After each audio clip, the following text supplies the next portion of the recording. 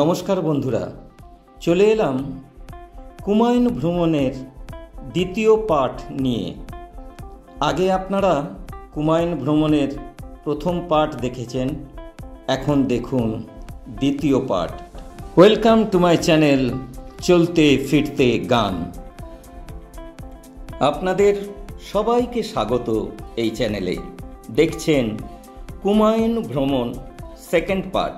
গতকাল রাত্রে আমরা মুন্সিয়ারিতে এসে পৌঁছেছি। আজও আমরা এখানে থাকব এবং লোকাল কিছু সাইট সিন করব।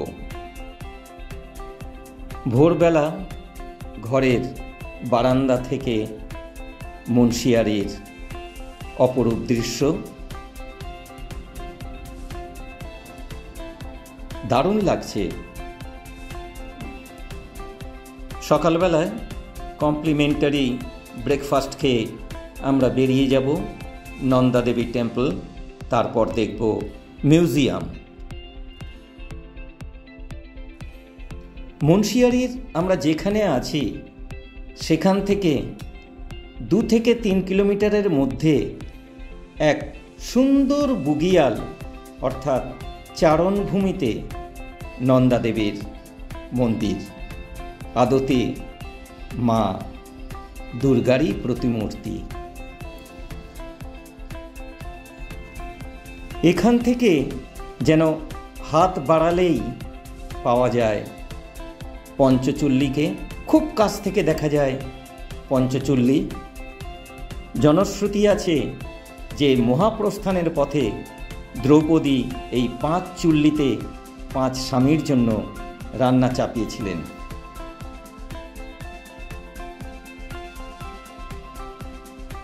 নন্দা দেবীর মন্দিরের কাছ থেকে চারিদিকের অপরূপ দৃশ্য।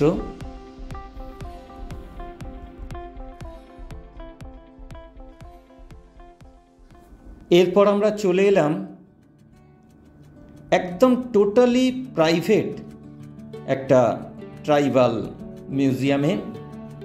কোনো সরকারি অনুদান এখানে নেই, টোটালি প্রাইভেট এই মিউজিয়াম। ট্রাইবাল মিউজিয়াম, আদিবাসীদের ব্যবহৃত বিভিন্ন জিনিসপত্র এখানে রাখা আছে। এগুলো সব ধূমপানের হুঁকো, অতীতের আদিবাসীদের ব্যবহার্য প্রতিদিনের জিনিস এখানে রাখা আছে। তখনকার দিনের ব্যবহৃত টাকা পয়সা, গহনা বা আভরণ, বিভিন্ন জিনিসপত্র রয়েছে। টাইপরাইটার, আরও রয়েছে রেকর্ড প্লেয়ার, সিডি প্লেয়ার।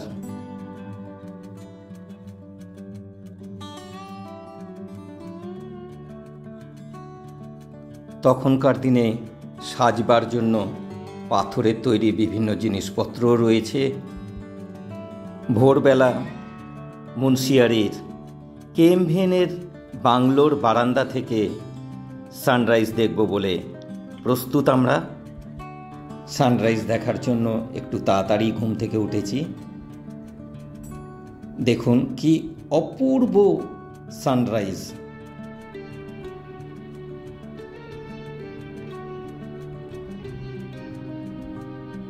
সত্যি কেএমভিএনের বাংলোগুলো এমন এমন জায়গায় করা আছে যেখান থেকে খুব সুন্দরভাবে চারিদিকটা দেখা যায় এবং সানরাইজও দারুণভাবে উপভোগ করা যায়। এটা পঞ্চচুল্লী, আগেই বলেছি দ্রৌপদীর 5 স্বামীর জন্য রান্নাঘর। একদম বাঁদিকেরটা ভীমের, তারপর যুধিষ্ঠির, অর্জুন, নকুল এবং সহদেবের চুল্লী। মুন্সিয়ারিকে বিদায় জানিয়ে চললাম কৌশানীর পথে। এই ফুলগুলো বুরহানস ফুল। এই ফুলের তেল নাকি হার্টের জন্য খুব ভালো। এই ফুল থেকে সসও তৈরি হয়। অ্যাকচুয়ালি এগুলো রডোডেনড্রন, এখানের লোক বলে বুরহানস।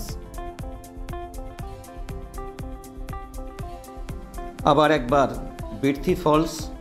এই বিরথী ফলসের কাছে দুপুরবেলার লাঞ্চ ছেড়ে নিয়ে আমরা এগিয়ে চললাম কৌশানীর পথে। এটা বাগেশ্বর মন্দির। তুলনা করা হয় কাশীধামের সাথে।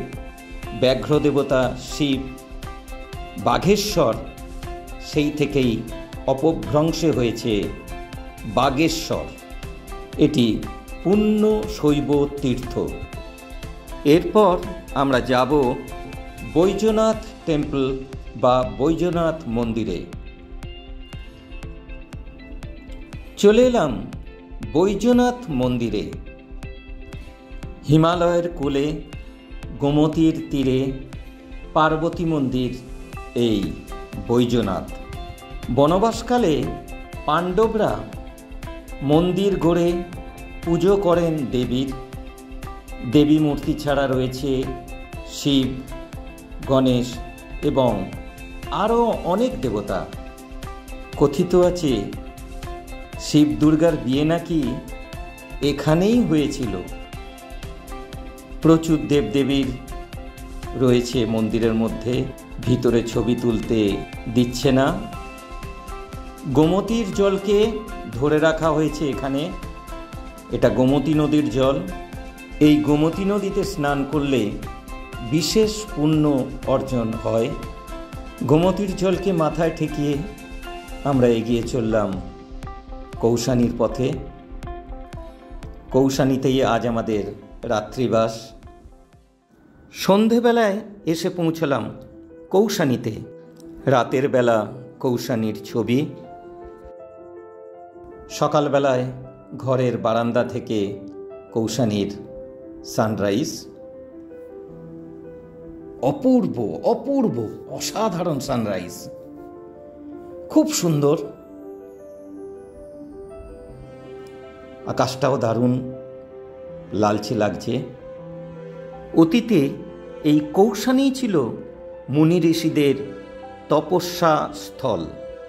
কৌশিন মুনিও একসময় এখানে তপস্যা করেছিলেন।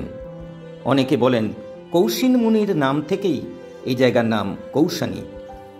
ব্রেকফাস্ট করে আমরা বেরিয়ে পড়লাম। চলে এলাম গান্ধী আশ্রমে।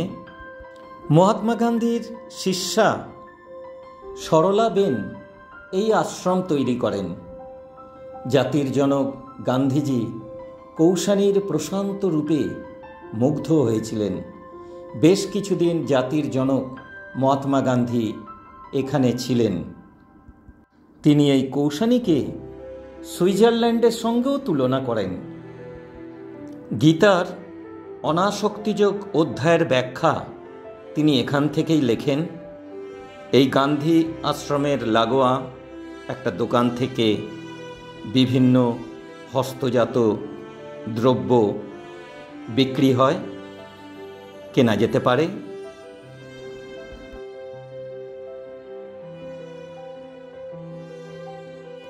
গান্ধী আশ্রম দেখে আমরা এগিয়ে চললাম নৈনিতালের পথে। অন দ্য ওয়ে যে সমস্ত দর্শনীয় স্থান আছে সেগুলো আমরা দেখব। বেশ কিছু মন্দির আছে, গলফ কোর্স আছে। আমরা দেখে তারপর নৈনিতাল যাব। আমাদের সাথে গাড়ি চালাচ্ছে জগদীশ লাল, ভীষণ ভালো ড্রাইভার, খুব সুন্দর ছেলে। এখন আমরা রানীক্ষেতের মধ্যে দিয়ে যাচ্ছি। এটা রানীক্ষেত।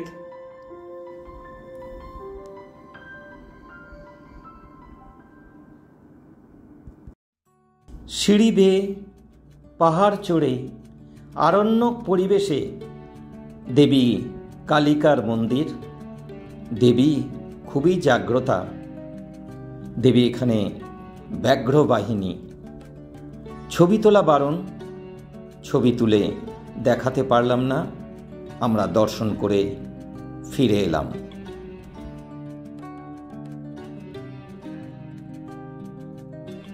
চলে এলাম গলফ কোর্সে। ঢেউ খেলানো সুন্দর তৃণভূমি, একেবারে সবুজে সবুজ, পাইন ওক গাছ দিয়ে ছাওয়া, পাহাড়ের মাঝে সুন্দর গল্ফ কোর্স, পাশেই রয়েছে পুলিশ ব্যারাক।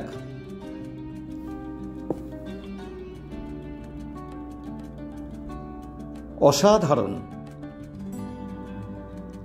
প্রচণ্ড রোদ, একটু বিকেল বিকেল এলেই বোধহয় ভালো হতো। পাইন এবং ওক গাছ,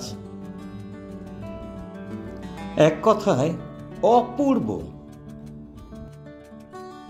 এবারে আপনাদেরকে দর্শন করাবো মা কালীর মন্দির।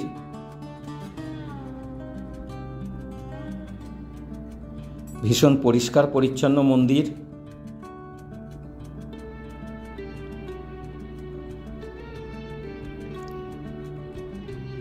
পাশেই আরেকটি মন্দির আছে, মনোকামনা মন্দির।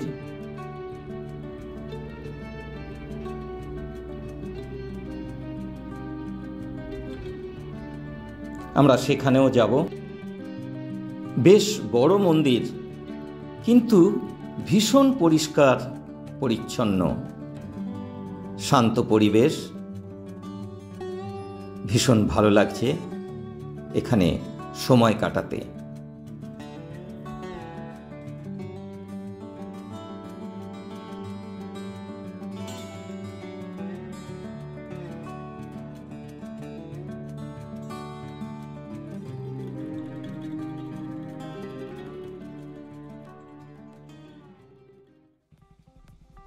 চলে এলাম ঝুলা দেবী মন্দিরে। এই ঝুলা দেবী আসলে দেবী মা দুর্গা।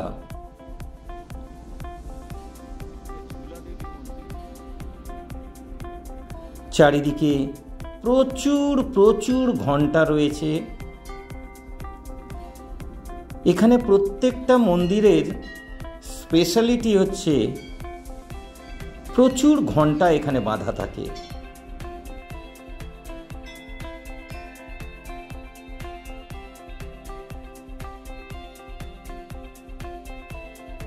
পাথরে তৈরি মা দুর্গার মূর্তির চারিদিকে প্রচুর ঘণ্টা। দেবীও বসে আছেন দোলনাতে, তাই নাম ঝুলা দেবী। চলে এলাম নৈনিতালের লাভার্স পয়েন্ট বা সেলফি পয়েন্টে। এখানে একটু সময় কাটিয়ে চা বা কফি খেয়ে আমরা চলে যাব সরাসরি নৈনিতালে। চলে এলাম নৈনিতালের এই তাল্লিতালেই আমরা কেএমভিএনের বাংলোয় থাকব। কেএমভিএনের বাংলোর ব্যালকনি থেকে নৈনিতালের অপরূপ দৃশ্য। একটি পাহাড়ি তাল অর্থাৎ লেককে ঘিরে গড়া পাহাড়ি শহর নৈনিতালের রূপমাধুর্য অবর্ণনীয়। পাহাড়, আকাশ আর লেকের এক অপূর্ব মেলবন্ধন। সূর্যের লুকোচুরি খেলাও চলে এই নৈনিতালে। শান্ত স্নিগ্ধ লেকের জলে বোটিং এক মাইন্ড ব্লোয়িং ব্যাপার। বেড়াবার জন্য আদর্শ এবং মনোরম জায়গা নৈনিতাল। নৈনিতালে আমরা যে ঘরে ছিলাম সেই ঘরটা একটু দেখিয়ে দিই। ঘরে একটা বড় টিভি আছে, প্রত্যেক ঘরেই হচ্ছে রুম হিটার আছে, ইলেকট্রিক কেটল আছে, দুটো বড় বড় বিছানা, বাথরুম এবং ওয়াশরুম ভীষণ সুন্দর। আর আছে সুন্দর একটা ব্যালকনি, যেখান থেকে পুরো লেকটাকে দেখা যায়। অসাধারণ দৃশ্য। এখানে আমরা 2 দিন থাকব, আজ এবং আগামীকাল। নৈনিতালে অনেকগুলো তাল আছে, আমরা এখন তাল্লি তালে। এছাড়াও আছে ভীমতাল, নওকুচিয়া তাল, সাততাল, মালিতাল এবং শ্যামলা তাল। এই সবগুলো নিয়েই নৈনিতাল। খুব সকাল সকাল আমি ঘুম থেকে উঠে পড়েছি মর্নিং ওয়াক করার জন্য। এই সময় ম্যাল রোডটা একদম ফাঁকা থাকে। এই ম্যাল রোডের একদম উত্তরে নয়না দেবী টেম্পল। অনেকে বলেন সতীর বাম নয়ন এখানে পড়েছিল, তাই নাম নয়ন থেকে নয়না, কালে কালে নৈনী দেবী। নয়না দেবী বা নন্দা দেবী আসলে মা দুর্গারই প্রতিরূপ। সামনেই হনুমান মন্দির, কিন্তু নয়না দেবীর ছবি তোলা বারণ। শান্ত স্নিগ্ধ লেকের জল। এখন বোটিং বন্ধ, আর কিছুক্ষণ পরের থেকেই বোটিং শুরু হবে। দেখা যাক আমরা বোটিং করতে পারি কি না। আজই আমরা সকাল সকাল বেরিয়ে চলে যাব মুক্তেশ্বর মন্দিরে। এটাকে বলে ঘণ্টা মন্দির। প্রচুর ঘণ্টা আছে, 1 কোটিরও বেশি ঘণ্টা এখানে বাঁধা আছে এই মন্দিরে। এটা গোলু বাবার মন্দির, গোলু দেবতার মন্দির, কিন্তু অনেকে এটা ঘণ্টা মন্দিরও বলে থাকেন।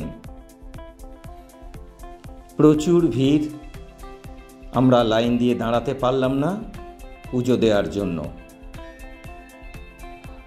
এই ঘণ্টা মন্দিরের উপর থেকে চারিদিকে দৃশ্যাবলী। আমরা নেমে আসছি।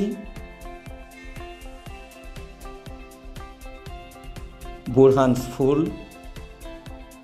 চলে এলাম মুক্তেশ্বর মন্দিরে। এটা শিব মন্দির।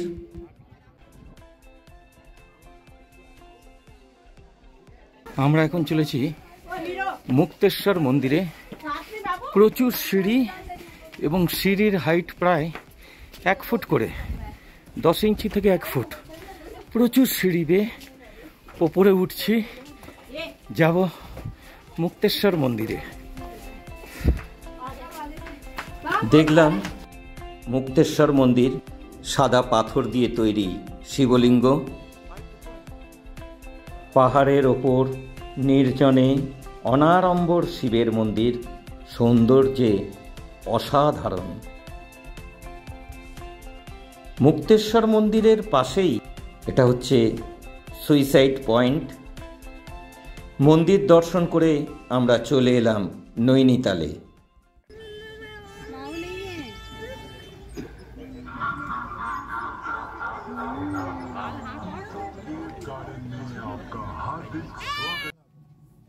এটা নয়না দেবী কেভ।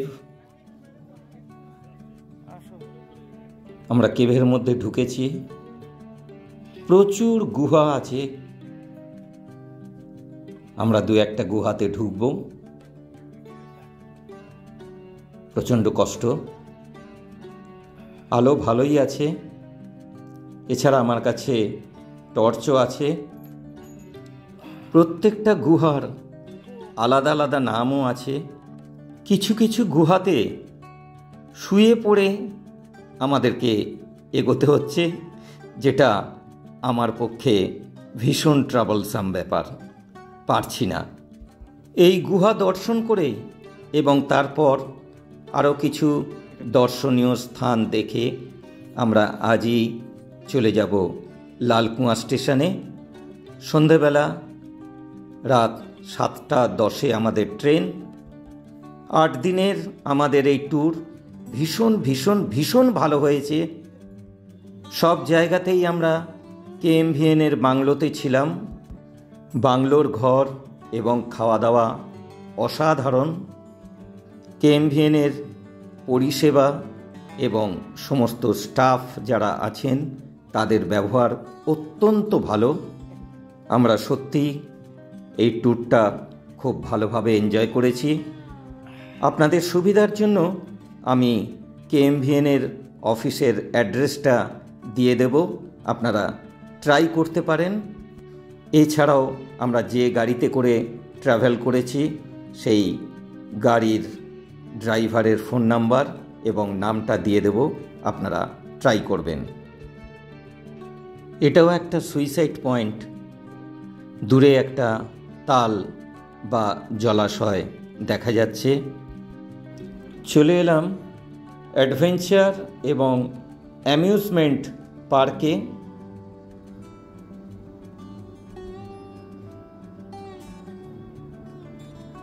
প্রচুর বিনোদনের খেলা এখানে সাজানো আছে।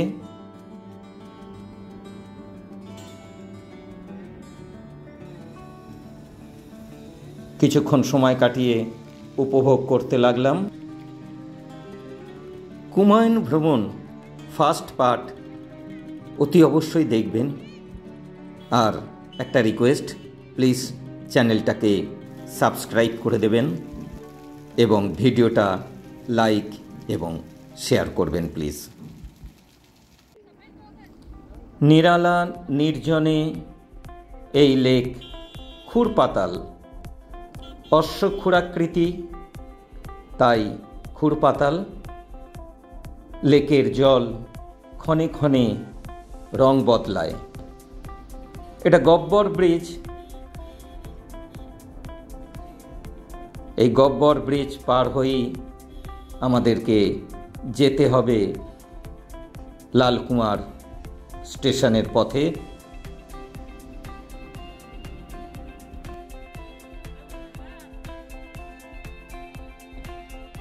এই গাড়িটার সাথেই আমরা সমস্ত ট্যুর প্রোগ্রামটা করেছি।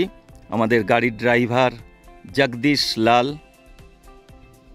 খুব ভালো ড্রাইভার এবং খুব সুন্দর গাড়ি চালায়, ভদ্র ব্যবহার। আমি এর ফোন নাম্বারটা স্ক্রিনে দিয়ে দেব, আপনারা দরকার পড়লে একে বুক করতে পারেন। আরও অনেক কিছু দর্শনীয় স্থান ছিল, আমরা সেগুলো না দেখে আর ভালো লাগছে না প্র্যাকটিক্যালি, আমরা স্টেশনের উদ্দেশ্যে রওনা দিলাম। গত শনিবার থেকে আজ এই শনিবার মোট 8 দিন আমরা ট্যুর করলাম। প্রতিটা জায়গায় আমরা কেএমভিএনের ট্যুরিস্ট লজে ছিলাম। ঘরও খুব ভালো এবং খাওয়া দাওয়ার মানও খুব ভালো, আপনারা ট্রাই করতে পারেন। এই দেখুন, গল্প করতে করতে কেমন চলে এলাম লালকুয়া স্টেশনে। স্টেশনে কিছুক্ষণ সময় কাটিয়ে সন্ধ্যাবেলায় আমাদের ট্রেন। যারা আমাদের এই ভিডিও সিডিটা দেখছেন তাদের প্রত্যেককে আমার তরফ থেকে ধন্যবাদ এবং নমস্কার জানাচ্ছি। যদি কিছু প্রশ্ন থাকে আপনারা প্রশ্ন করবেন, আমি নিশ্চয়ই উত্তর দেব। সবাই ভালো থাকবেন। আর একবার সবাইকে নমস্কার জানিয়ে শেষ করছি। অমিত পাল।